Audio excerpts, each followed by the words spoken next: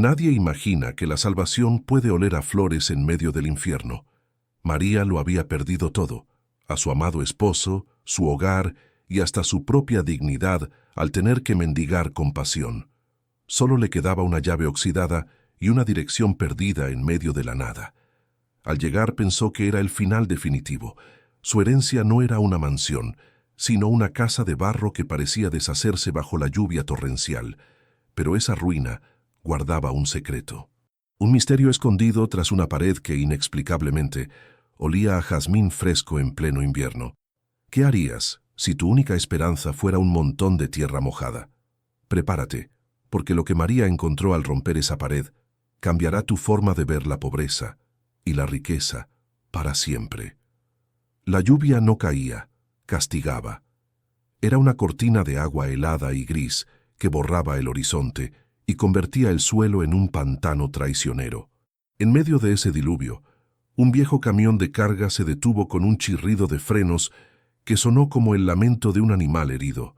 La puerta del copiloto se abrió y de ella descendió una mujer joven, aunque sus ojos cargaban con el cansancio de 100 años.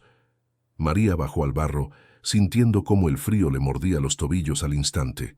Detrás de ella, 3 figuras pequeñas descendieron con torpeza, protegiéndose bajo plásticos y mantas raídas.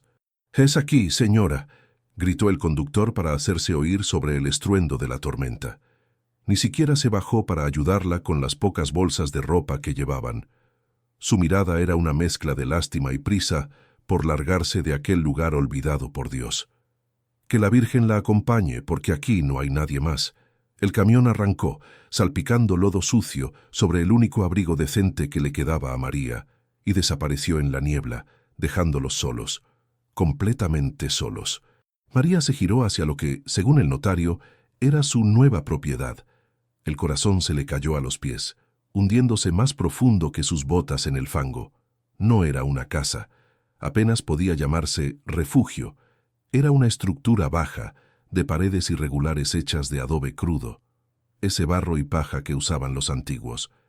El techo de tejas estaba hundido en varias partes, como si una mano gigante lo hubiera aplastado. Las ventanas no tenían vidrios, solo postigos de madera podrida que golpeaban contra los marcos al ritmo del viento huracanado. «Mamá, tengo frío», gimió Elena, de 7 años, aferrándose a la pierna de María. Su voz temblaba tanto que las palabras apenas salían. «Lo sé, mi amor, lo sé», susurró María tratando de sonar firme, aunque ella misma estaba aterrorizada. Lucas, el mayor de 10 años, intentaba proteger con su cuerpo al pequeño Tomás, de 4, quien ni siquiera lloraba. Estaba en ese estado de shock silencioso que a veces provoca el frío extremo. Lucas miró a su madre con ojos grandes y oscuros, buscando una respuesta, una solución, algo que les dijera que todo era una pesadilla y que pronto despertarían en sus camas calientes. Pero no había camas calientes. Ya no. La desgracia había llegado a sus vidas como esa tormenta, de repente y sin piedad. Hacía solo 6 meses, María tenía una vida sencilla pero feliz. Su esposo, Antonio, era un hombre trabajador, un carpintero que convertía la madera en arte. Pero un accidente en la carretera, un conductor ebrio y una curva traicionera se lo llevaron en un segundo. Y con él se fue la seguridad. Antonio no tenía seguros de vida, pero sí tenía deudas ocultas que había contraído para comprar maquinaria nueva, soñando con expandir el negocio. El banco no tuvo compasión. Los acreedores llegaron como buitres antes de que la tierra sobre su tumba se asentara. Se llevaron la casa, la camioneta, los muebles, la familia y los amigos, esos que solían venir a las fiestas de cumpleaños y a las cenas de Navidad, desaparecieron mágicamente cuando María pidió ayuda. «Lo sentimos mucho, María, pero la situación está difícil para todos», decían antes de cerrarles la puerta en la cara. La única luz, si es que se le podía llamar así, vino de una carta polvorienta que el notario encontró en un archivo muerto. La tía Eulalia, una tía abuela de María, a la que todos en la familia llamaban la loca del barro. Había muerto hacía años, sin hijos y sin marido, viviendo como una ermitaña en las sierras. Nadie reclamó su herencia porque todos asumieron que no tenía nada más que miseria. Y tenían razón.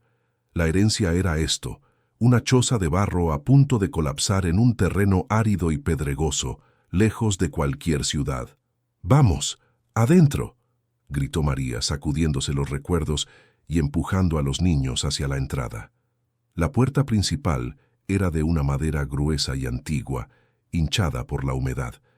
María tuvo que embestirla con el hombro 2 veces hasta que cedió con un gemido grave. El interior estaba en penumbras, iluminado apenas por la luz grisácea que se colaba por las grietas. El olor las golpeó de inmediato. Olía a encierro, a tierra mojada, a tiempo detenido y a soledad.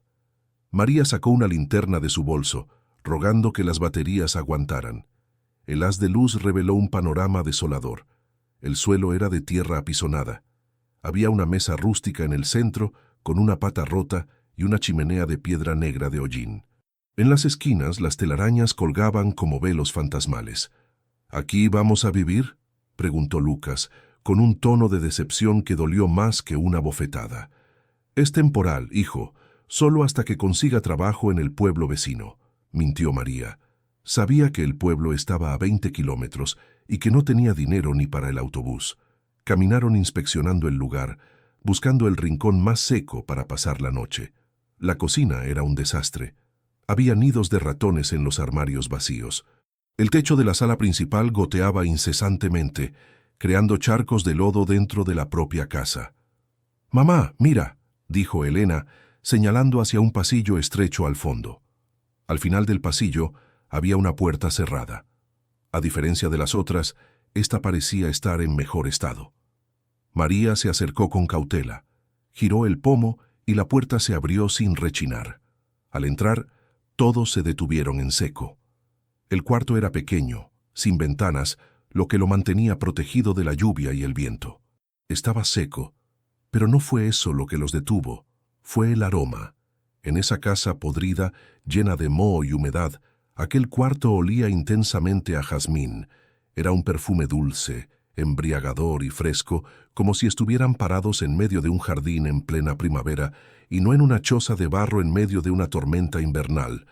«Huele a flores», susurró el pequeño Tomás, inhalando profundamente y soltando por primera vez la tensión de sus hombros. María iluminó las paredes con la linterna, buscando el origen del olor. No había flores, no había ambientadores olvidados, no había nada más que 4 paredes desnudas. Sin embargo, su atención fue atraída magnéticamente hacia la pared del fondo. Era diferente a las otras. Mientras que las demás paredes eran de un adobe grisáceo y uniforme, esta pared parecía tener una textura distinta, más rugosa, con protuberancias extrañas bajo la capa de barro alisado. Y era de ahí, sin duda alguna, de donde emanaba el perfume. Era tan fuerte que casi se podía saborear en el aire. «Qué extraño», murmuró María, acercándose. El olor le trajo un recuerdo repentino de su infancia, de una visita lejana a la tía Eulalia, una mujer de manos callosas y sonrisa enigmática que siempre olía así. María tocó la pared. Estaba fría, pero no húmeda como las demás. Parecía vibrar levemente con los truenos que sacudían el exterior. «Nos quedaremos aquí», decidió María. El instinto le decía que ese cuarto era seguro. Extendieron las mantas en el suelo seco. Los niños, agotados por el viaje y el estrés, se acurrucaron juntos. El olor a jazmín parecía tener un efecto sedante. En cuestión de minutos, el llanto de Elena cesó y la respiración de Tomás se volvió profunda y rítmica. Incluso Lucas, que intentaba mantenerse alerta como el hombre de la casa, cayó rendido por el sueño. Pero María no podía dormir. Se sentó en el suelo, con la espalda apoyada en la pared opuesta, observando esa superficie misteriosa bajo la luz tenue de la linterna que empezaba a parpadear. Afuera, el viento aullaba como una manada de lobos hambrientos, golpeando la casa con furia. Cada crujido de la estructura le hacía temer que el techo se les viniera encima. La desesperación comenzó a trepar por su garganta. ¿Qué había hecho? Había traído a sus hijos a una tumba de barro. No tenían comida para el día siguiente. No tenían leña seca. Estaban solos a merced de una naturaleza implacable, en la casa de una loca que perfumaba las paredes mientras vivía en la miseria. Las lágrimas comenzaron a rodar por sus mejillas, calientes y silenciosas. Se sentía pequeña, inútil. «Ayúdame, Antonio. Ayúdame, tía Eulalia. Quien sea, por favor», suplicó en un susurro, sintiendo que se ahogaba en la angustia. Se levantó, incapaz de quedarse quieta, y se acercó a la pared del fondo, la que olía a jazmín. Necesitaba entender. ¿Por qué ese olor? ¿Era una burla? Apoyó la frente contra la superficie irregular del barro. Cerró los ojos e inhaló ese aroma que parecía prometer paz en medio de la guerra. «¿Por qué?», preguntó a la pared. «¿Por qué nos dejaste esto?». Fue entonces cuando sucedió. María, en su frustración, golpeó suavemente la pared con su propia frente, un gesto de derrota. Pero el sonido que regresó a sus oídos no fue el golpe sordo de la carne contra la tierra compacta. No sonó como barro sólido, sonó hueco, y no solo hueco. Hubo un leve, casi imperceptible tintineo, un sonido que María conocía bien, aunque no lo había escuchado en mucho tiempo. Era un sonido cristalino y metálico, como si algo duro chocara contra algo frágil en el interior de la pared. María abrió los ojos de golpe. Su respiración se detuvo, alejó la cabeza y con la mano temblorosa golpeó la pared con los nudillos. Toc, toc, de nuevo. Ese sonido. No era una pared maciza. Había algo ahí dentro. Oquedades, espacios, y el olor a jazmín se intensificó con el golpe, como si la pared reaccionara a su toque, exhalando una bocanada de perfume concentrado que la mareó por un segundo. María miró a sus hijos durmiendo. Luego miró la pared. El miedo se mezcló con una curiosidad voraz. ¿Qué clase de locura había construido su tía? ¿Animales emparedados? ¿Estructuras huecas? ¿O algo más? Acercó el oído al barro frío. El viento afuera era ensordecedor, pero allí, pegada a la tierra, le pareció escuchar un susurro. No eran voces. Era el sonido de cosas moviéndose ligeramente con la vibración de la tormenta. Cosas que no deberían estar dentro de una pared de carga. Amigos, la situación de María es desesperada. Está sola, sin dinero y atrapada en una tormenta con 3 niños pequeños. Pero ahora, este misterio acaba de aparecer frente a ella. ¿Ustedes qué harían? ¿Intentarían romper la pared ahora mismo arriesgando la estructura de la casa? ¿O esperarían al amanecer? ¿Qué creen que hay detrás de ese olor a jazmín? Déjenme saber en los comentarios si alguna vez han encontrado algo extraño en una casa vieja, y no olviden suscribirse, porque lo que María está a punto de descubrir desafía toda lógica. Comenten también desde qué ciudad nos están escuchando para enviarles un saludo en el próximo capítulo. El corazón de María latía con fuerza contra sus costillas, compitiendo con los truenos.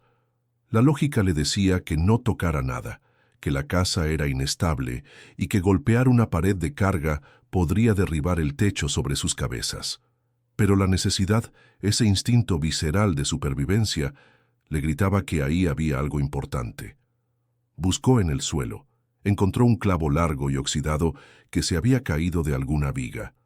Lo empuñó como si fuera una daga. Con la mano sudorosa, María acercó la punta del clavo a una pequeña grieta en el barro, justo donde el olor era más fuerte. «Solo un poco», susurró para sí misma, con la voz quebrada por el miedo. «Solo para ver qué es». Empezó a raspar. El barro seco se desmoronó fácilmente, cayendo como polvo sobre sus botas. Raspó un poco más profundo. 1 centímetro, 2 centímetros. El clavo chocó contra algo. No era una piedra. La sensación fue lisa, dura y curva. María contuvo el aliento. Hizo palanca con el clavo, arrancando un trozo de barro del tamaño de su puño. Lo que vio a través del pequeño agujero la dejó paralizada. No había oscuridad total allí dentro. La luz de su linterna se reflejó en una superficie vidriada, de un color terracota brillante. Parecía el borde de una vasija, pero lo más inquietante no era la vasija en sí, sino lo que la sellaba. Una capa gruesa de cera amarilla que, al quedar expuesta al aire, Liberó una ola de aroma a jazmín tan potente que le provocó lágrimas en los ojos. María retrocedió un paso, con el clavo apretado en su mano. La pared entera estaba llena de esas cosas. Podía sentirlo.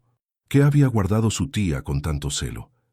¿Y por qué el simple acto de descubrirlo le provocaba un terror tan profundo, como si estuviera profanando una tumba sagrada? Afuera, un rayo cayó muy cerca, iluminando la habitación a través de las rendijas de la puerta con un destello blanco y violento. El trueno subsiguiente hizo temblar el suelo. Un hilo de polvo cayó del techo, justo sobre la cabeza de sus hijos. La casa estaba avisando. No aguantaría mucho más. Y María, allí parada frente al misterio de jazmín, comprendió que su lucha apenas estaba comenzando. Tenía que elegir entre proteger la integridad de ese refugio miserable o arriesgarlo todo para descubrir la verdad que su tía se llevó a la tumba. María miró el agujero en la pared y luego miró el clavo en su mano. Sus ojos, antes llenos de lágrimas, ahora brillaban con una determinación peligrosa. «Sea lo que sea», murmuró mientras el viento aullaba como una advertencia final. «Vamos a averiguarlo». Y así, con la tormenta rugiendo sobre ellos y el misterio respirando frente a ella, María se preparó para pasar la noche más larga de su vida. El amanecer no trajo consigo la luz dorada de la esperanza, sino un resplandor grisáceo y enfermizo que se filtraba por las rendijas de los postigos podridos. La tormenta había amainado hasta convertirse en una llovizna persistente, una neblina helada que calaba hasta los huesos y convertía el mundo exterior en un paisaje fantasmagórico. Para María, despertar fue solo la continuación de la pesadilla. Al abrir los ojos, el primer sentido que se activó no fue la vista, sino el olfato. Ese aroma dulce, denso y perturbador a jazmín seguía allí, flotando en el aire viciado del cuarto cerrado, burlándose de su estómago vacío. Los 3 niños seguían dormidos, ovillados como cachorros buscando el calor que las mantas raídas no podían ofrecer. María se levantó con cuidado, sintiendo cómo sus articulaciones crujían por la humedad del suelo. Salió al pasillo y el cambio de temperatura fue brutal. El resto de la vivienda era una nevera. Su aliento se condensaba en nubes blancas frente a su rostro. La realidad de la supervivencia golpeó a María con la fuerza de un mazo. Revisó las provisiones que había traído en las bolsas de plástico. 2 paquetes de galletas saladas, 3 latas de atún, un poco de pan que ya empezaba a endurecerse y una botella de agua a medio terminar. Eso era todo. Tenía 3 bocas pequeñas que alimentar y una propia que ignorar. «Dios mío», susurró, mirando la alacena vacía donde los ratones habían hecho sus nidos. Durante los 2 días siguientes, la casa de barro se convirtió en una prisión y un enemigo. María intentó salir a explorar el terreno, buscando leña seca o algún árbol frutal olvidado, pero la tierra alrededor era estéril, un páramo de arbustos espinosos y lodo arcilloso que succionaba sus botas a cada paso. No había vecinos a la vista, solo el horizonte brumoso de las sierras que parecían murallas impidiendo su escape. Regresó con las manos vacías y el espíritu roto, trayendo solo unas ramas húmedas que se negaban a arder en la chimenea, produciendo más humo que fuego. El frío se instaló dentro de la choza como un huésped indeseado. Lucas, intentando emular la fortaleza de su difunto padre, ayudaba a su madre a colocar cubos y ollas viejas bajo las goteras que se multiplicaban por el techo de la sala principal. El sonido del agua cayendo, ploc, ploc, ploc, se convirtió en el metrónomo de su desgracia, una cuenta regresiva hacia el colapso total. Sin embargo, en medio de esa desolación, el misterio de la habitación del fondo cobraba vida propia. El pequeño Tomás había desarrollado una fascinación casi hipnótica por la pared de jazmín. Mientras Elena dibujaba figuras tristes en el suelo de tierra con un palo, Tomás se sentaba durante horas frente al muro irregular, con la oreja pegada al barro frío. «Tomás, ven aquí, hace más frío en ese rincón», le llamó María una tarde, mientras intentaba repartir las últimas galletas de manera equitativa. «No, mamá, aquí está calientito», respondió el niño sin moverse. «Y la señora canta». María sintió un escalofrío que no tenía nada que ver con la temperatura. Se acercó a su hijo y lo apartó suavemente de la pared. «¿Qué señora, Tomás? Aquí no hay nadie». «La señora de las flores», insistió el pequeño con esa certeza absoluta que solo tienen los niños de 4 años. «Ella vive adentro. Dice que no tengamos miedo, que el invierno va a pasar». María miró la pared. Había cubierto el pequeño agujero que hizo la primera noche con un poco de barro húmedo, temerosa de que, si seguía escarbando, la estructura cediera. Pero ahora, al mirar la superficie rugosa, sintió una mezcla de ira y atracción. Ese olor, ese maldito olor a primavera en medio del invierno, se estaba volviendo insoportable. Era un lujo que no podían permitirse, una belleza cruel que contrastaba con los labios morados de frío de sus hijos y sus estómagos que rugían de hambre. «Es solo el viento, hijo. El viento silba cuando pasa por las grietas», dijo María, más para convencerse a sí misma que al niño. Pero en el fondo sabía que no era cierto. A veces, por las noches, cuando el silencio del campo era absoluto, ella también lo oía. No era un canto, era una vibración, un sonido hueco, resonante, como si miles de objetos diminutos chocaran entre sí muy suavemente dentro del muro. Cling, clac, cling. Era el sonido de la cerámica, o quizás del vidrio, vibrando con los asentamientos de la tierra. La figura de la tía Eulalia comenzó a transformarse en la mente de María. Ya no era la pariente lejana y excéntrica, ahora era el objeto de su resentimiento. ¿Por qué dejarle esto? ¿Por qué condenarla a ver sufrir a sus hijos en una ruina? Si la tía tenía dinero para perfumar las paredes con aceites costosos o ceras exóticas, ¿por qué no dejó un techo digno? Bruja vieja, masculló María golpeando con frustración la mesa coja. El hambre le estaba agria el carácter, se sentía atrapada en una broma macabra. El aroma a jazmín le provocaba náuseas. Era demasiado dulce, demasiado perfecto, como el maquillaje en un cadáver. La situación empeoró al 4.º día. Elena despertó con fiebre. Sus mejillas estaban rojas y sus ojos vidriosos. La humedad del ambiente estaba pasando factura. María buscó en su bolso el frasco de jarabe, pero estaba vacío. Lo había gastado todo durante la gripe del invierno pasado, cuando aún vivían en una casa con calefacción. La desesperación es una bestia silenciosa que te devora desde adentro. María salió a la lluvia, gritando al cielo gris, maldiciendo su suerte, maldiciendo al banco, al conductor ebrio y a la tía Eulalia. Golpeó el suelo con los puños hasta que se lastimó los nudillos. No había respuesta. Solo el viento helado que le cortaba la cara. Regresó al interior, empapada y temblando. Lucas la miró con miedo. «Mamá, estoy bien, Lucas. Cuida a tu hermana», dijo ella con voz ronca, evitando su mirada para que no viera sus ojos hinchados. Fue entonces cuando la casa decidió hablar. Un crujido siniestro resonó sobre sus cabezas, diferente a los habituales asentamientos de la madera vieja. Provenía de la viga principal que sostenía el techo de la sala-cocina. María alzó la vista justo a tiempo para ver cómo una grieta oscura se abría paso a través del yeso sucio del techo, como una serpiente negra reptando a gran velocidad. «¡Cuidado!», gritó, lanzándose hacia los niños. El estruendo fue ensordecedor. Una sección del techo, ablandada por días de filtraciones constantes, cedió. Tejas, barro y madera podrida se desplomaron sobre la mesa donde, segundos antes, Lucas había estado sentado. Una cascada de agua sucia y lodo invadió la estancia, salpicando todo a su paso.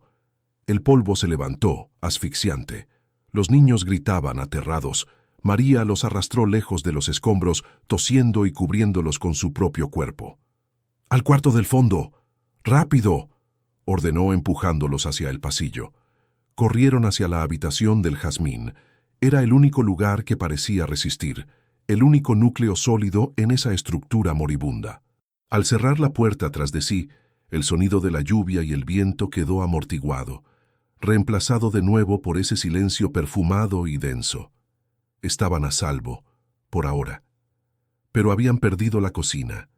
Habían perdido la salida fácil, La casa de barro se estaba derrumbando a su alrededor, pieza por pieza, empujándolos inexorablemente hacia ese cuarto, obligándolos a convivir con el misterio. María abrazó a sus 3 hijos en el suelo. Elena ardía en fiebre. Lucas lloraba en silencio, tratando de ser valiente. Tomás, sin embargo, se soltó del abrazo de su madre y gateó de nuevo hacia la pared del fondo. «La casa está triste, mamá», dijo el niño, acariciando la superficie rugosa. «Pero la pared dice que no lloremos. Dice que ella nos va a cuidar». María miró la pared con una mezcla de terror y superstición. La luz de la linterna parpadeó, amenazando con morir definitivamente. En la penumbra, las sombras de las protuberancias en el muro parecían moverse, danzar.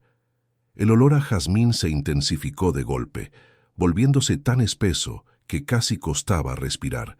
Ya no era solo un olor, era una presencia.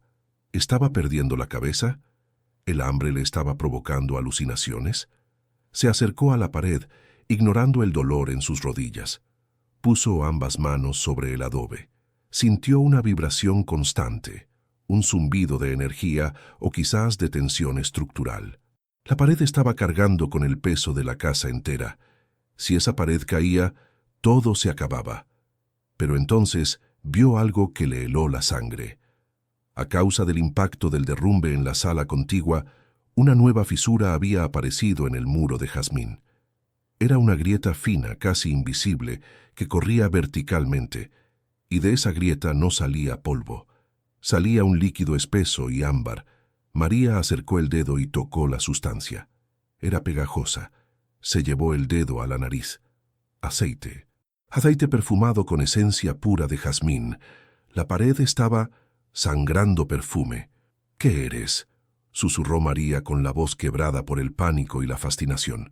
«¿Qué demonios eres?». El crujido del techo en el pasillo exterior les recordó que el tiempo se agotaba. Estaban acorralados en el vientre de una bestia de barro que olía a flores, con el invierno arañando la puerta y la certeza de que, si no hacían algo pronto, esa habitación sería su tumba. Lucas se acercó a su madre, con los ojos muy abiertos al ver el líquido que brotaba de la pared.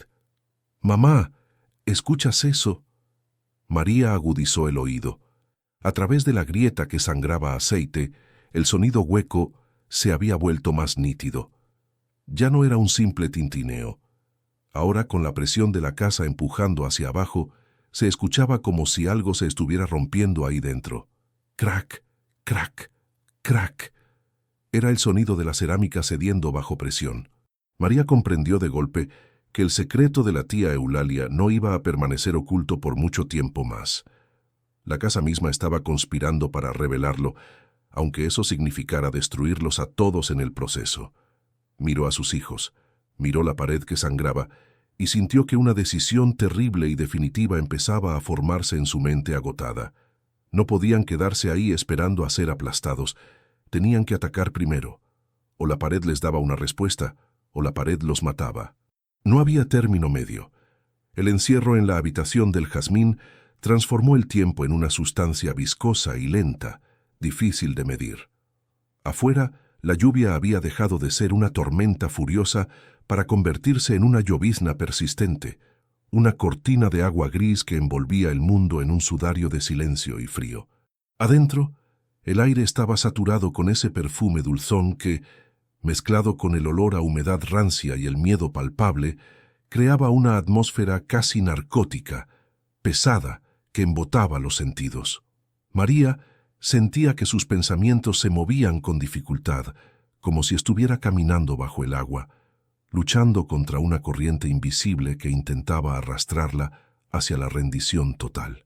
Habían pasado varias horas desde el colapso parcial del techo en la sala principal. Nadie se atrevía a abrir la puerta del cuarto. El sonido de los escombros asentándose al otro lado, crujiendo como huesos viejos, era un recordatorio constante de lo cerca que habían estado de la muerte. Estaban atrapados en el vientre de una bestia de barro que agonizaba. «Tengo sed, mamá», susurró Elena. Su voz era apenas un hilo frágil, quebradizo.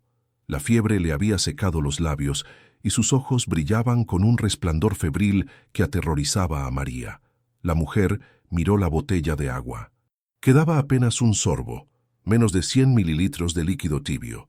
Se lo dio a la niña, sintiendo una punzada de culpa aguda al ver cómo Lucas y el pequeño Tomás observaban con ojos grandes y anhelantes, tragando saliva en seco. «Voy a buscar algo», anunció María poniéndose de pie con esfuerzo. Sus piernas temblaban, no solo por el hambre que le roía el estómago desde hacía 2 días, sino por el terror paralizante de lo que encontraría al otro lado de la madera. «No vayas, mamá», suplicó Lucas, agarrándole la mano con sus dedos helados. «Se va a caer todo.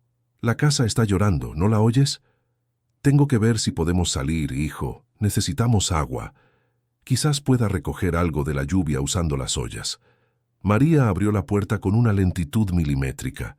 El chirrido de las bisagras oxidadas sonó como un grito agónico en la quietud de la tarde. Iluminó el pasillo con la linterna, cuya luz era cada vez más amarilla y débil, proyectando sombras largas y danzantes. El panorama era desolador. La sala era una montaña de vigas astilladas, tejas rotas y barro licuado que se esparcía como una plaga. El camino hacia la puerta principal estaba completamente bloqueado por una barricada de escombros. Estaban aislados. La única conexión con el mundo exterior era esa devastación. María avanzó con cautela, pisando sobre trozos de madera y yeso mojado. Miró hacia arriba, hacia la herida abierta en la casa. El agujero en el techo dejaba ver el cielo plomizo, indiferente a su sufrimiento. El agua caía directamente sobre los restos de lo que alguna vez fue un hogar, formando charcos negros en el suelo. Al intentar sortear una viga maestra caída, su pie tropezó con algo metálico que resonó con un sonido hueco y discordante. María bajó el haz de luz. Era una caja. No una caja de cartón podrida como las que había visto antes en la alacena, sino una caja de metal, rectangular y oxidada, de esas que se usaban antiguamente para guardar galletas finas o té importado.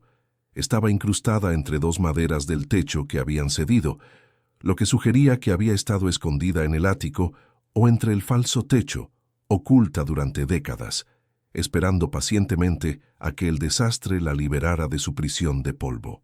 El corazón de María dio un vuelco violento. ¿Dinero? ¿Joyas de la abuela? ¿Algo, cualquier cosa que pudiera vender para sacarlos de ese infierno? Agarró el objeto con manos temblorosas. Pesaba un poco, pero no lo suficiente como para estar llena de oro macizo. Regresó apresuradamente al cuarto del jazmín, cerrando la puerta tras de sí con fuerza, como si el caos pudiera perseguirla y devorarla. «¿Qué es eso?», preguntó Lucas, incorporándose sobre sus codos. «No lo sé. Estaba escondida en el techo. Quizás la tía guardó algo de valor». María se sentó en el suelo de tierra apisonada, rodeada por sus 3 hijos. Con la ayuda de la punta del clavo largo que había usado la noche anterior, forzó la tapa oxidada que se resistía como si protegiera un secreto de estado. El metal cedió finalmente, con un chasquido seco y doloroso. El interior de la caja no brillaba. No había monedas de plata ni anillos con piedras preciosas. La decepción de María fue tan física que sintió ganas de vomitar bilis. Había un cuaderno de tapas de cuero negro, desgastado por el uso y el tiempo, y varias bolsas pequeñas de tela de arpillera atadas con un cordel fino. ¿Papeles? ¿Semillas? Abrió una de las bolsas de tela con desesperación. En efecto, eran semillas, pequeñas, negras, duras y secas. Semillas de jazmín, cientos de ellas. «Semillas», murmuró con una amargura que le quemaba la garganta. «Nos morimos de hambre, nos congelamos, y la tía nos deja semillas para plantar flores en medio del apocalipsis». Dejó caer la bolsa con desdén. Las semillas rodaron por el suelo como perdigones inútiles y tomó el cuaderno. Lo abrió al azar. Las páginas estaban amarillentas, crujientes, cubiertas por una caligrafía apretada, elegante y nerviosa, escrita con una tinta azul que apenas se había desvanecido a pesar de los años. 14 de agosto de 1974. Hoy el viento sopla fuerte del sur. Me recuerda a cuando él se fue para nunca volver. La gente del pueblo dice que estoy loca por quedarme aquí, en esta casa de barro que todos desprecian y llaman ruina. Pero ellos no entienden, no tienen la visión, no ven el valor de la tierra. Creen que la riqueza es lo que brilla en sus dedos, el oro frío, no lo que sostiene sus pies y les da vida. He comenzado la gran obra, será mi legado final. Nadie sospechará jamás que la verdadera fortuna no está en las bóvedas del banco, sino en el abrazo cálido de estas paredes humildes. María frunció el ceño, confundida y enfadada. Siguió leyendo, saltándose páginas enteras, buscando un sentido, una cifra, una cuenta bancaria. 20 de septiembre de 1974. El aroma es lo único que me mantiene cuerda en esta soledad infinita. El jazmín es el olor del amor que perdí, pero también será el sello inviolable de mi promesa. He mezclado la cera de abejas con la esencia más pura que pude destilar. Cada ladrillo que coloco, cada hueco que lleno con mis propias manos, es un paso hacia la seguridad absoluta de quien venga después de mí. Si alguna vez lees esto, sobrina, o quien sea que la sangre traiga a este lugar maldito y bendito, no busques afuera lo que ya tienes adentro. Protege lo que es más precioso con la propia tierra. La respuesta está en el perfume. ¿Qué dice, mamá?, preguntó Elena tosiendo con un sonido cavernoso que hizo vibrar el pecho de María. La mujer cerró el diario de golpe, levantando una nube de polvo microscópico. Sus manos temblaban de ira. Dice tonterías, hija. Dice locuras. Dice que la riqueza está en la tierra. Metáforas de una vieja demente que murió sola, respondió con rabia, arrojando el cuaderno al rincón más oscuro de la habitación. Se sentía burlada, estafada por los muertos. La tía Eulalia había pasado sus días escribiendo poesía barata sobre el valor sentimental de su choza mientras vivía en la inmundicia absoluta. El verdadero valor está en aquello que sustenta la casa. Claro, el barro. El maldito barro que ahora amenazaba con sepultar los vivos bajo toneladas de escombros. Pero entonces, la mirada de María cayó involuntariamente sobre la pared del fondo. La pequeña grieta por donde supuraba el aceite de jazmín seguía allí, brillante y viscosa, bajo la luz moribunda de la linterna. Una gota espesa se deslizó lentamente hacia el suelo, como una lágrima dorada. Protege lo que es más precioso con la propia tierra. La frase resonó en su cabeza, rebotando contra las paredes de su cráneo. Miró la pared, miró el aceite, miró la estructura extraña y abultada bajo el revoque de barro. Lo que sustenta la casa, susurró sintiendo un escalofrío recorrer su espina dorsal. ¿Y si no era una metáfora poética? ¿Y si la tía hablaba literalmente? ¿Qué clase de obra había construido sola en 1974? Lucas, que había estado observando a su madre con preocupación adulta, se acercó a la pared y tocó el aceite con la punta del índice. Se llevó el dedo a la nariz. «Mamá, huele igual que las semillas de la bolsa», dijo el niño con los ojos muy abiertos. «Pero huele más fuerte. Huele a... limpio». María miró las bolsas de tela esparcidas, semillas, cera, aceite, todo relacionado con el jazmín. La tía había construido un santuario a esa flor. ¿Pero por qué? ¿Solo por amor a un recuerdo romántico? Nadie construye una pared doble, rellena de cosas huecas que suenan al golpearlas, solo para guardar olor. Eso era demencia o genialidad. La fiebre de Elena subió otro grado. La niña comenzó a delirar suavemente, murmurando cosas ininteligibles sobre un jardín y pájaros de colores brillantes que venían a llevarla. María se sintió impotente, pequeña, incapaz. Necesitaba medicinas urgentes, necesitaba calor, necesitaba salir de allí, pero el camino estaba bloqueado y el clima era un verdugo implacable. Miró alrededor de la habitación, buscando algo, cualquier cosa que se le hubiera pasado por alto en su desesperación. Sus ojos se posaron en una herramienta que había visto en un rincón cuando llegaron, una vieja piqueta de mano, oxidada, con el mango de madera carcomido por las termitas. No le había prestado atención antes, considerándola basura inútil.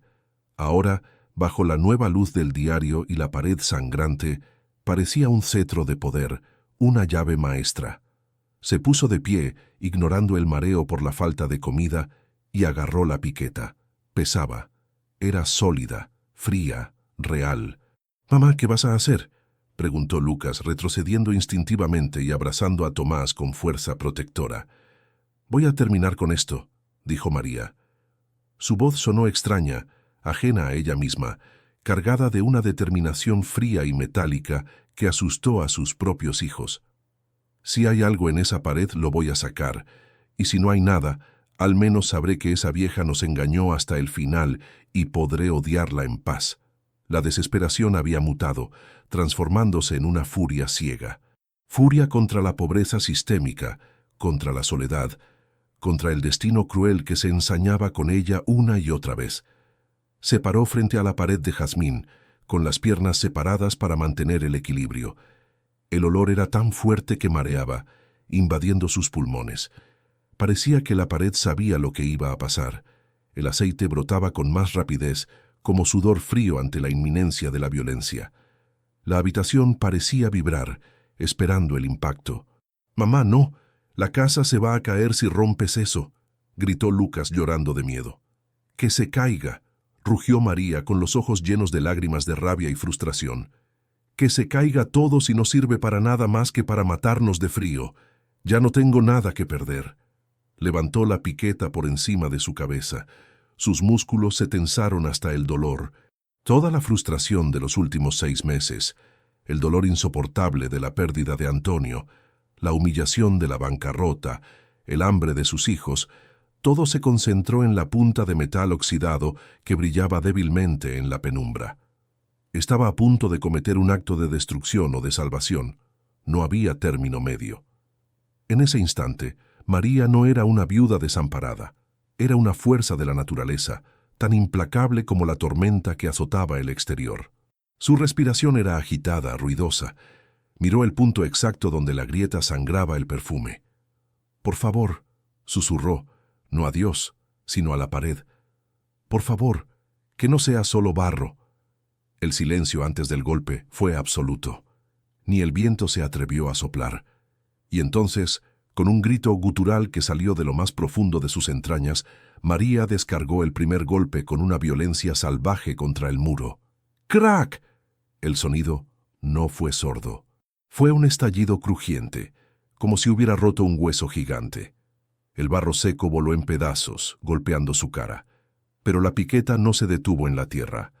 Atravesó la capa exterior y se hundió en el vacío, rompiendo algo más adentro, algo frágil. De la herida abierta en la pared no salió polvo, salió un sonido. El sonido de 1000 cristales rompiéndose en cadena, un tintineo musical y aterrador que resonó en toda la casa. Y con el sonido, una ráfaga de viento perfumado golpeó a María en el rostro, tan fuerte que la hizo tambalearse hacia atrás. Lucas gritó. Elena despertó de su delirio sobresaltada. María bajó la herramienta, jadeando. El agujero que había hecho era del tamaño de una cabeza humana. Y desde la oscuridad de ese hueco, algo brillaba. No era la luz de la linterna reflejada. Era un brillo propio, dorado y antiguo, que parecía palpitar al ritmo de su corazón acelerado. La pared estaba hueca y estaba llena. María lo ha hecho. Ha roto la pared en un acto de pura desesperación y lo que ha encontrado parece desafiar toda lógica. Escucharon ese sonido de cristales rotos. ¿Se imaginan qué puede haber estado oculto ahí desde 1974? La tensión está al límite y la casa sigue inestable.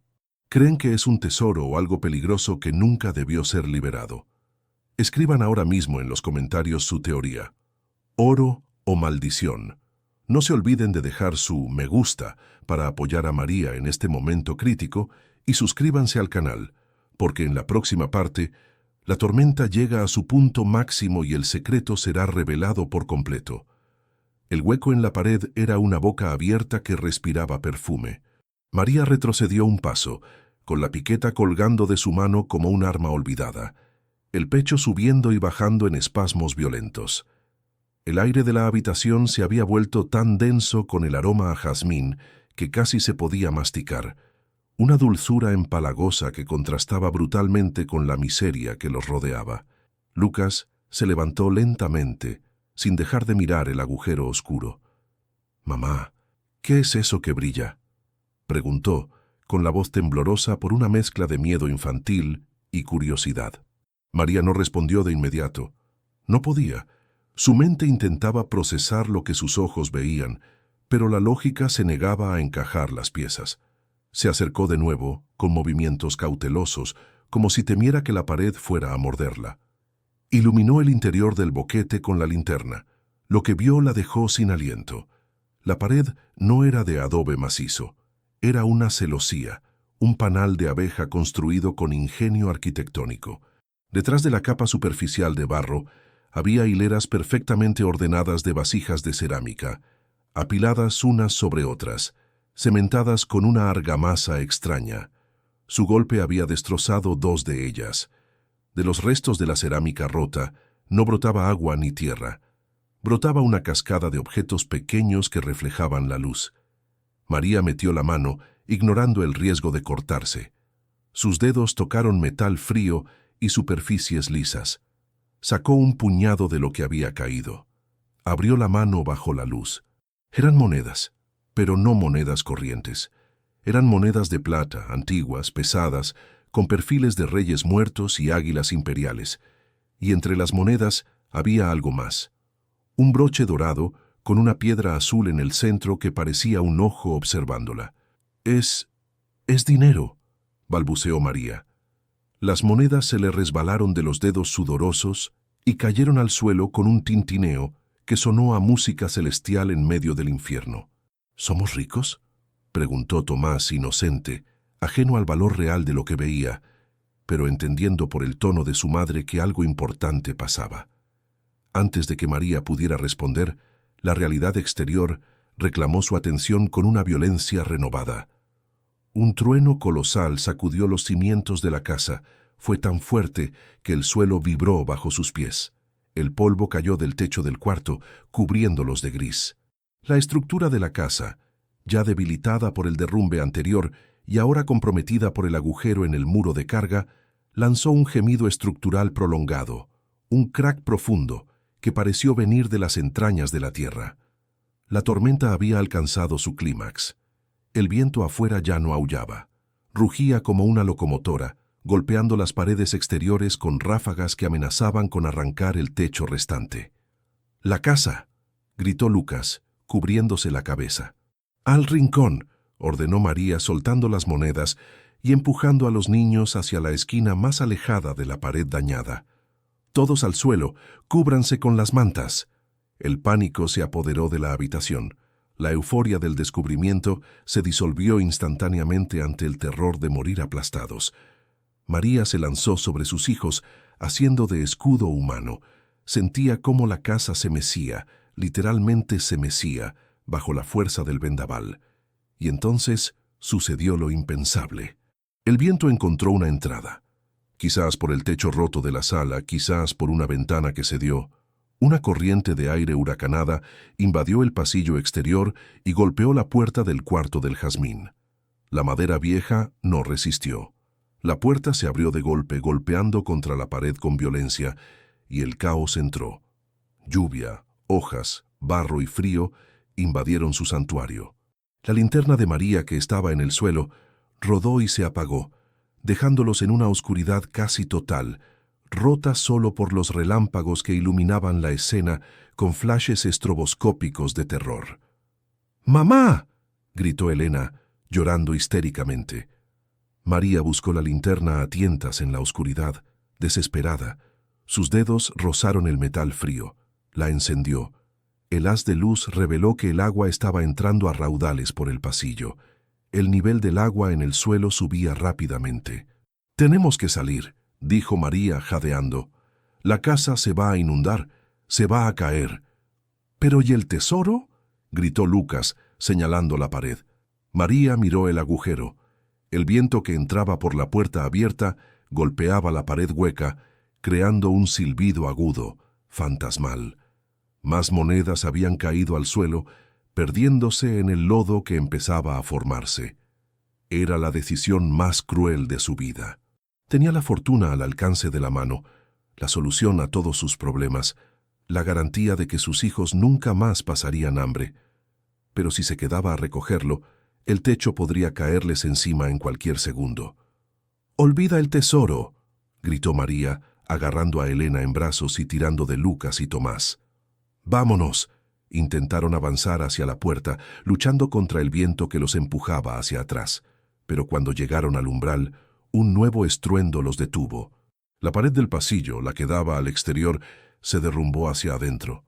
Bloques de adobe y vigas cayeron justo frente a ellos, bloqueando la salida por completo. Una nube de polvo y agua los golpeó, cegándolos. Retrocedieron, tosiendo, de vuelta al cuarto del jazmín. Estaban atrapados. La salida estaba sellada.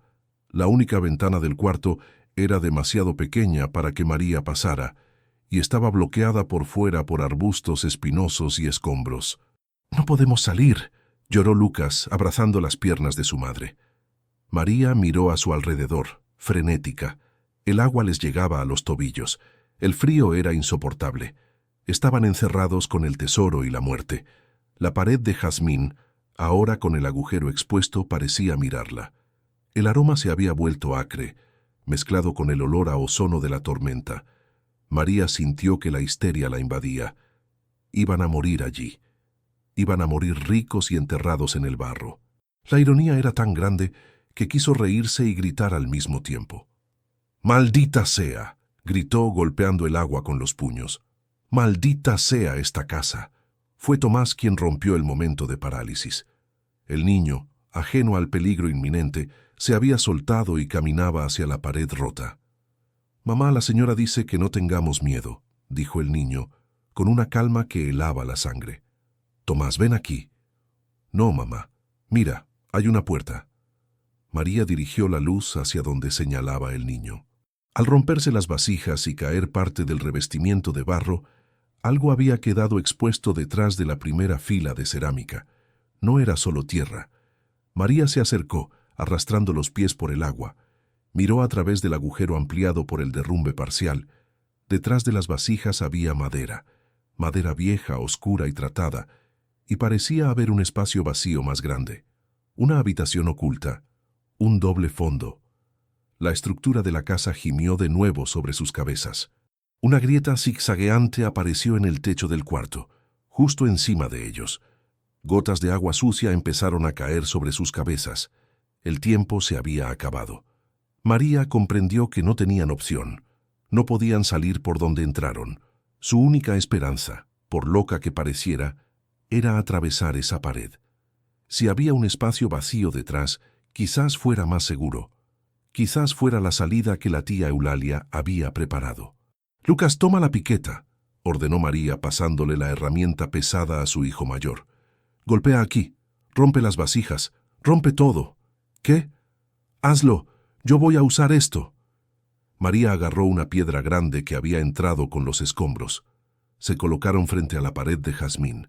«A la cuenta de 3», dijo María mirando a sus hijos a los ojos. «Vamos a romper esta pared y vamos a pasar al otro lado. No importa lo que haya». «¿Entendido?». Lucas asintió con lágrimas en los ojos pero apretando la mandíbula. 1, 2, 3. Comenzaron a golpear. María con la piedra, Lucas con la piqueta. Golpeaban con desesperación, con furia, con terror. Cada golpe rompía más cerámica. Crac, crac, crac. El sonido era ensordecedor. Monedas, joyas y documentos antiguos caían al suelo, pisoteados en el lodo, olvidados. Ya no importaba el oro, importaba el hueco. El olor a jazmín era asfixiante, una nube química que les quemaba la garganta. Pero siguieron golpeando. El barro cedía. La madera detrás de las vasijas crujía. De repente, un pedazo grande de la pared colapsó hacia adentro, revelando una oscuridad profunda.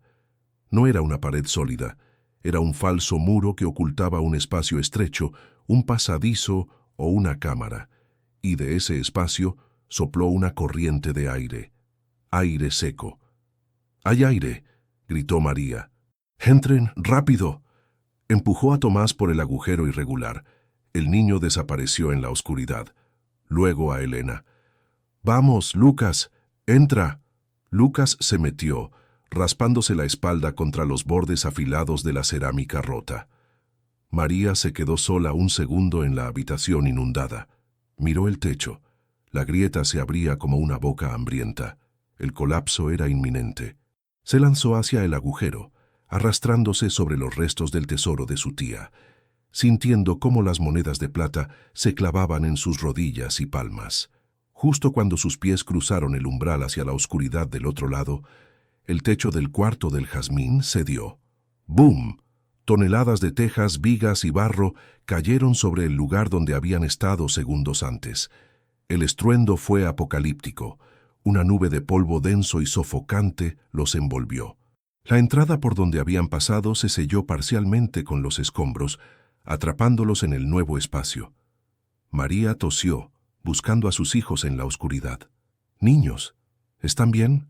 «Sí, mamá», respondió la voz de Lucas temblorosa desde algún lugar cercano. «Tengo miedo», lloró Elena. María encendió la linterna una vez más.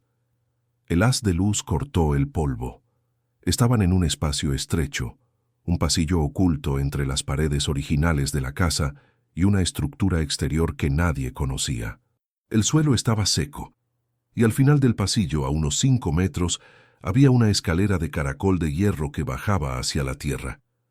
Pero lo más impresionante no era la escalera. Eran las paredes de ese pasillo secreto.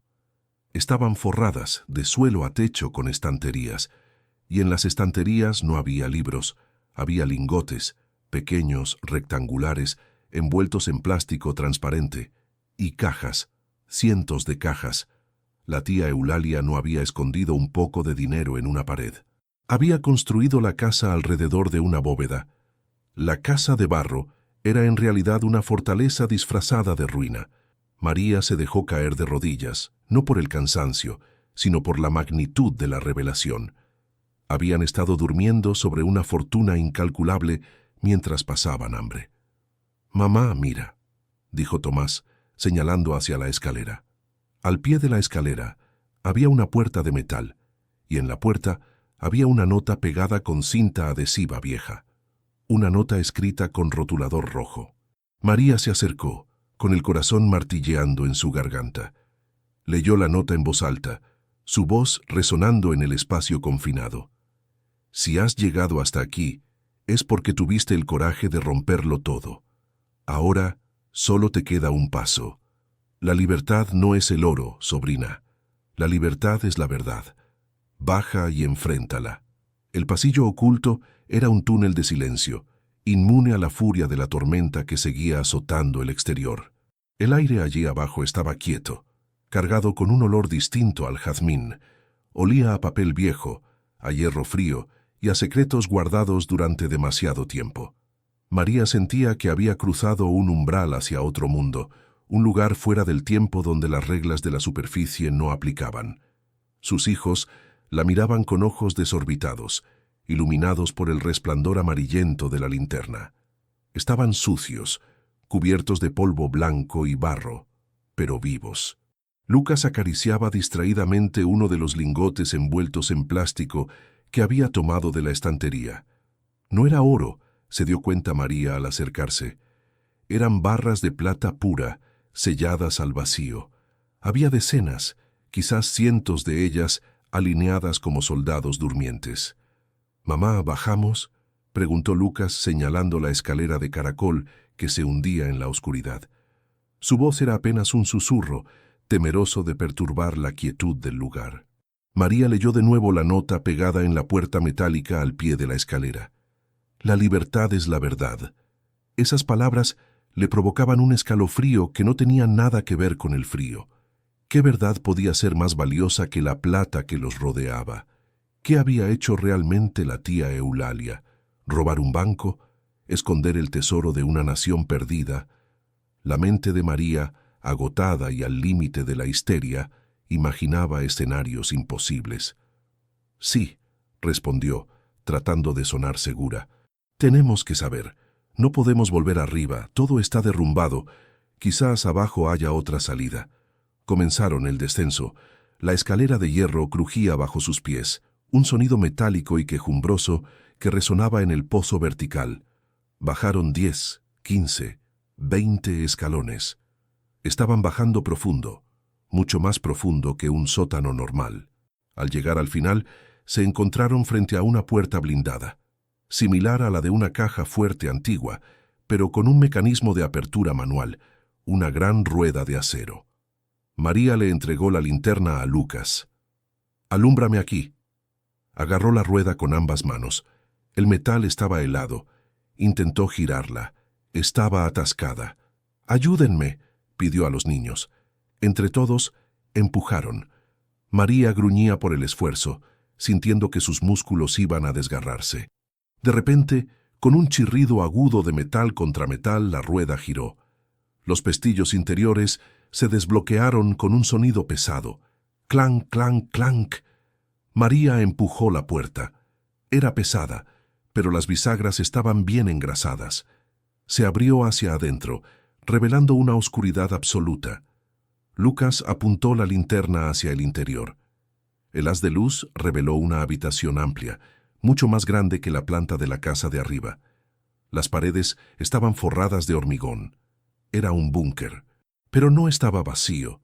En el centro de la sala había un escritorio de madera maciza, impecable, sin una mota de polvo.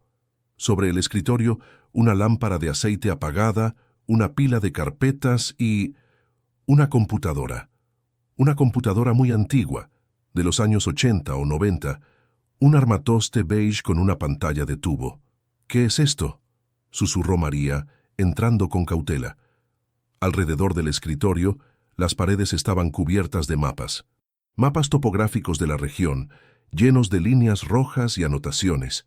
Y fotos, cientos de fotos pegadas con chinchetas. Fotos de personas, de edificios, de terrenos. María se acercó a las fotos. Reconoció algunas caras. Eran políticos locales, empresarios, gente poderosa de la ciudad vecina. Y en el centro de toda esa red de imágenes, una foto en blanco y negro de un hombre joven, sonriendo frente a un campo de cultivo. «Papá», susurró María, llevándose la mano a la boca.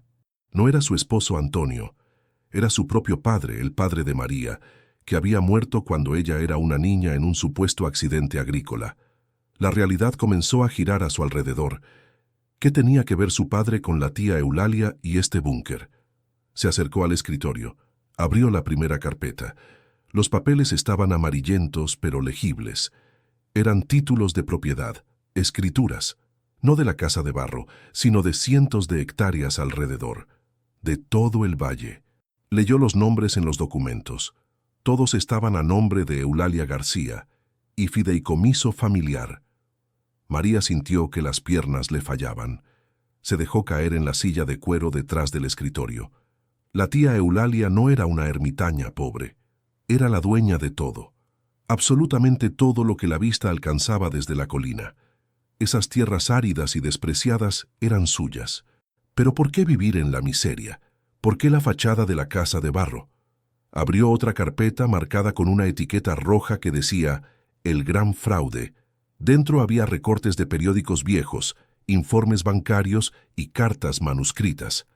María comenzó a leer devorando la información con avidez. La historia que se desplegaba ante sus ojos era digna de una novela de espías. En los años 70, una corporación minera había descubierto yacimientos raros en el valle. Intentaron comprar las tierras por centavos, extorsionando a los campesinos. El padre de María se había opuesto, organizando a los vecinos. Murió en un accidente sospechoso poco después. Eulalia, su hermana, entendió que no podía ganarles por la fuerza.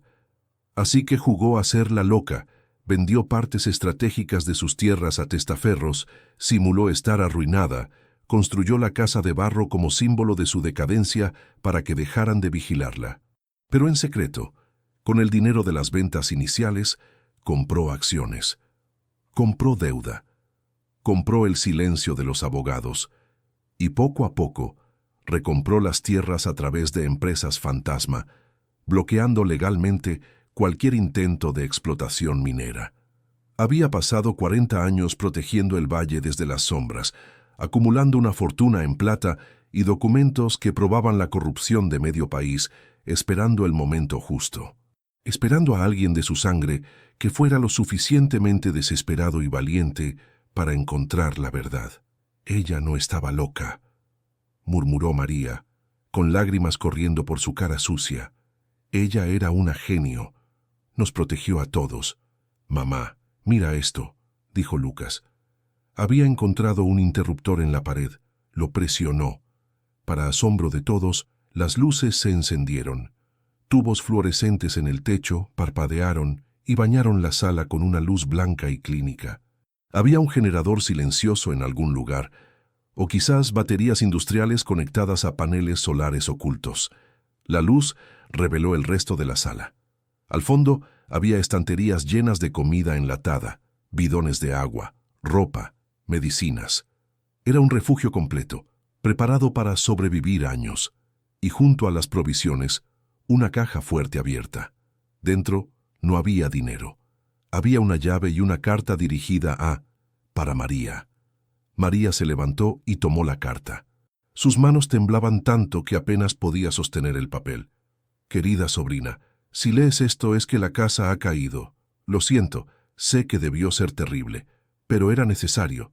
La casa de barro era un capullo, y tú tenías que romperlo para nacer. No podía darte esto mientras fueras débil, mientras dependieras de un marido o de la caridad. Tenías que tocar fondo para entender que la única fuerza real es la tuya. Todo esto es tuyo. Las tierras, la plata, las pruebas. Eres la mujer más rica de la región, pero también la más peligrosa para ellos. Los que mataron a tu padre siguen ahí afuera, viejos pero codiciosos. Tienes dos opciones. 1. Toma la plata, vete lejos, cambia de nombre y vive como una reina en el exilio. 2. Usa lo que hay en estas carpetas. Destrúyelos. Recupera el honor de nuestra familia y haz que este valle florezca como soñó mi hermano. La llave abre la puerta trasera del búnker. Lleva a un garaje oculto en la colina donde hay un vehículo con el tanque lleno y dinero en efectivo. El jazmín florece sobre la tumba de los tiranos. Tú eres la jardinera ahora. Con amor, tía Eulalia. María bajó la carta. El silencio en el búnker era absoluto, solo roto por el zumbido eléctrico de las luces. Miró a sus hijos. Estaban comiendo galletas de un paquete que habían abierto de las estanterías, con las caras manchadas de chocolate y barro, pero sonriendo por primera vez en meses. Estaban a salvo. Tenían comida, calor y seguridad, pero afuera la tormenta seguía. Y más allá de la tormenta estaba el mundo que la había humillado, el banco que le quitó su casa, los amigos que le dieron la espalda, los hombres que, según los papeles, habían matado a su padre y condenado a su tía a una vida de soledad. María sintió que algo cambiaba dentro de ella. La viuda asustada que llegó llorando bajo la lluvia había muerto aplastada por los escombros allá arriba. La mujer que estaba de pie en el búnker, rodeada de pruebas y plata, era otra cosa. Se acercó a un espejo colgado en la pared. Vio su reflejo, el pelo revuelto, un corte en la mejilla, la ropa destrozada, pero sus ojos ardían con un fuego frío. «¿Mamá?», preguntó Elena. «¿Nos vamos a ir?». María miró la llave en su mano, la llave del vehículo de escape, la salida fácil, la vida de reina en el exilio. Luego miró las carpetas sobre el escritorio. El gran fraude. Recordó la humillación de tener que pedir fiado en la tienda. Recordó la cara del gerente del banco cuando le dijo que debía desalojar. Recordó el frío de sus hijos. Apretó la llave en su puño hasta que los nudillos se pusieron blancos. «No, mi amor», dijo María, con una voz que resonó en el hormigón como una sentencia. «No nos vamos a ir a ninguna parte. Esta es nuestra casa. Estas son nuestras tierras». Caminó hacia el escritorio y puso la mano sobre la carpeta. «Vamos a quedarnos», continuó mirando a Lucas que la observaba con admiración, «y vamos a hacer que paguen. Cada centavo, cada lágrima». La decisión estaba tomada. No huiría. La tía Eulalia había preparado el tablero, había puesto las piezas en su lugar y había sacrificado su vida para esa jugada maestra. Ahora le tocaba a María hacer el jaque mate. Se giró hacia los niños. Coman, descansen. Mañana cuando salga el sol, tenemos mucho trabajo que hacer. María se sentó frente a la computadora vieja. Buscó el botón de encendido. La máquina cobró vida con un pitido nostálgico. La pantalla parpadeó en verde. En el monitor apareció un solo archivo de texto: lista negra. María sonrió. Una sonrisa que no era dulce ni maternal. Era la sonrisa del jazmín que brota entre las espinas, hermoso pero resistente, imposible de arrancar. La tormenta afuera podía rugir todo lo que quisiera. La verdadera tormenta estaba a punto de empezar, y esta vez María no sería la víctima, sería el rayo. El sol de la mañana siguiente no iluminó una ruina, sino un campo de batalla donde una mujer había vencido a sus propios fantasmas. La tormenta había lavado el cielo, dejándolo de un azul insultantemente brillante, limpio y puro. Del garaje oculto en la ladera de la colina, una puerta de roca falsa se abrió con un zumbido hidráulico, revelando el vehículo que la tía Eulalia había preparado. Una camioneta todoterreno robusta, gris acero, con el tanque lleno y el maletero cargado no con equipaje de huida, sino con armas de papel y tinta. María salió al exterior. El aire olía a tierra mojada y, por supuesto, a ese persistente aroma floral que parecía haberse impregnado en los átomos del valle. Miró los restos de la casa de barro. Era un montículo triste de adobe deshecho y madera astillada. Cualquier otro habría llorado al ver su hogar destruido. María sonrió. Sabía que debajo de esa fealdad colapsada, el corazón de hormigón de la propiedad seguía latiendo, intacto y poderoso. «Mamá, ¿ahora qué?», preguntó Lucas desde el asiento del copiloto, con la mirada fija en el horizonte. «Ahora vamos al pueblo», respondió ella, ajustando el espejo retrovisor. Sus ojos ya no tenían las ojeras del miedo. «Tenemos una cita con el destino». Los siguientes 3 días fueron un torbellino de actividad silenciosa y letal. María no fue a la policía local, corrupta hasta la médula según los archivos de su tía. Condujo hasta la capital, directa a la Fiscalía General, armada con las carpetas rojas y la determinación de una madre que ha visto a sus hijos pasar hambre. Pero el verdadero cierre, el acto final de esta ópera dramática, tenía que ocurrir en el origen de todo. 4 días después de la tormenta, 2 sedanes negros de lujo avanzaron con dificultad por el camino de tierra que llevaba a la propiedad. Los buitres habían olido la sangre. Del primer coche bajó el señor Valdés, el gerente del banco que había ejecutado la hipoteca de María meses atrás, un hombre obeso y sudoroso que miraba el barro con asco. Del segundo descendió un abogado de traje impecable y zapatos italianos, representante de la corporación minera Terranova. «Se lo dije», rió Valdés señalando el montón de escombros. «La naturaleza nos hizo el trabajo sucio, la casa se cayó. Si la viuda y los mocosos estaban dentro, es una tragedia lamentable, pero el terreno queda libre para la expropiación inmediata por seguridad pública». El abogado asintió, sacando un cigarrillo. «Una pena. Pero el progreso requiere sacrificios. Firmaremos el acta de defunción y posesión hoy mismo. Mañana entran las excavadoras». Caminaron hacia las ruinas con la arrogancia de quienes se saben intocables. Patearon una muñeca de trapo de Elena que yacía en el fango. Se rieron. «Buenos días, caballeros». Una voz resonó a sus espaldas, cortante como el cristal roto. Ambos hombres se giraron sobresaltados. Allí, sentada sobre el capó de la camioneta gris que había estado oculta tras unos arbustos, estaba María. Pero no era la viuda desaliñada y suplicante que recordaban. Llevaba ropa limpia, una chaqueta de cuero que había encontrado en el búnker y unas botas militares. Su postura era relajada, regia. «¿Tú?», balbuceó Valdés, poniéndose pálido. «Pensamos que estaba muerta», interrumpió María bajando del vehículo con paso firme. «Lo siento decepcionarlos. La hierba mala nunca muere, ¿verdad? O en este caso, el jazmín». Señora, usted no debería estar aquí, intervino el abogado recuperando la compostura. Esta zona es peligrosa, y dado que la vivienda ya no existe, su derecho de usufructo ha caducado. Tenemos una orden judicial para asegurar el perímetro. María soltó una carcajada seca. ¿Una orden firmada por el juez Barreto?, preguntó ella, sacando un sobre manila de su chaqueta. El mismo juez que recibió 3 pagos de $50,000 de su empresa en 1998 para encubrir el vertido tóxico en el Río Norte.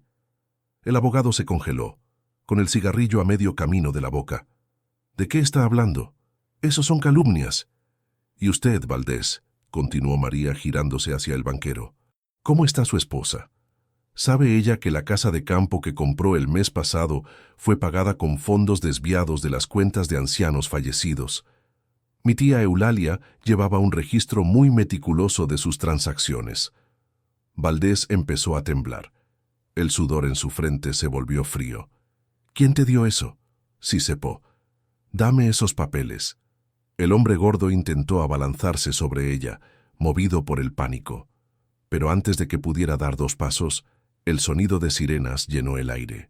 No eran 1 o 2, eran media docena.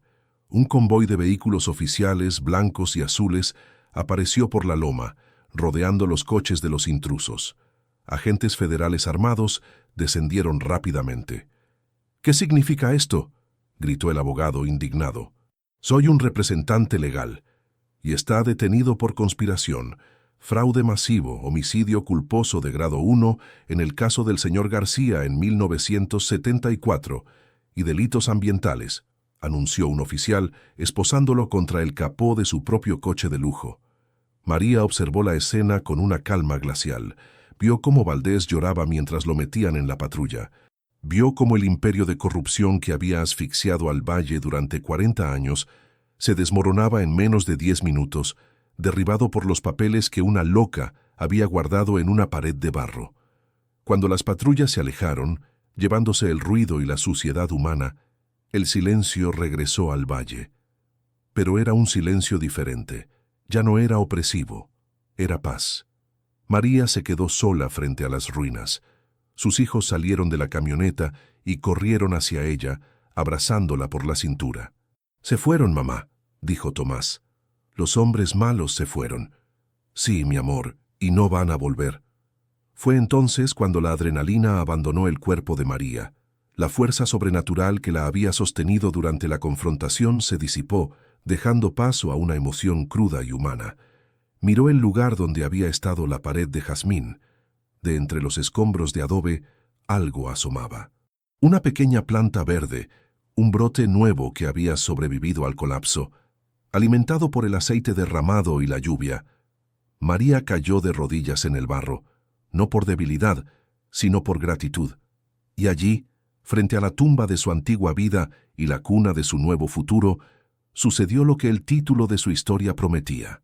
Rompió a llorar. Pero no eran las lágrimas ácidas de la viuda desesperada que había llegado bajo la lluvia. Eran lágrimas dulces, liberadoras. Lloró por Antonio, que no pudo ver esto. Lloró por su padre, cuya muerte había sido vengada. Lloró por la tía Eulalia, esa guardiana silenciosa a la que nunca pudo agradecer. Lloró hasta que se quedó vacía de dolor, sintiendo cómo el sol le calentaba la espalda y sus hijos le acariciaban el cabello. Epílogo. 1 año después. El valle había cambiado.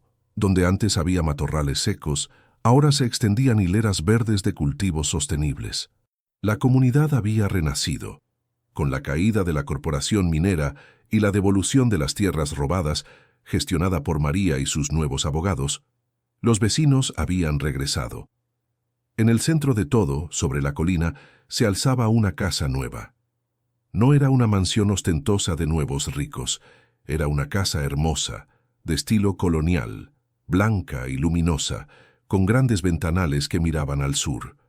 Pero en el salón principal había un detalle arquitectónico extraño. María había insistido en ello. La pared del fondo no estaba pintada, estaba construida con una técnica moderna, pero revestida con una celosía especial de cerámica. Y dentro de esa pared Había un sistema de irrigación y ventilación que mantenía vivas cientos de plantas que crecían verticalmente. Jazmines. El salón siempre olía a primavera. María, vestida con ropa sencilla pero elegante, servía limonada a sus hijos, que hacían la tarea en la mesa grande de roble. Lucas ya no tenía miedo en la mirada. Elena tocaba el piano en la esquina. Tomás jugaba con un perro en la alfombra. Alguien llamó a la puerta. Era el correo. María recibió un paquete. Dentro había una revista de negocios local. En la portada, una foto del Valle Verde y un titular: La mujer de barro que derrotó al gigante, el renacimiento de la región. María sonrió y dejó la revista sobre la mesa, junto a una foto enmarcada en blanco y negro de la tía Eulalia. Salió al porche y respiró hondo. El viento le trajo el aroma de sus flores. Ya no necesitaba romper paredes para encontrar tesoros. El tesoro estaba allí, en la risa de sus hijos, en la tierra bajo sus pies y en la certeza absoluta de que pasara lo que pasara, nadie volvería a derrumbar su casa.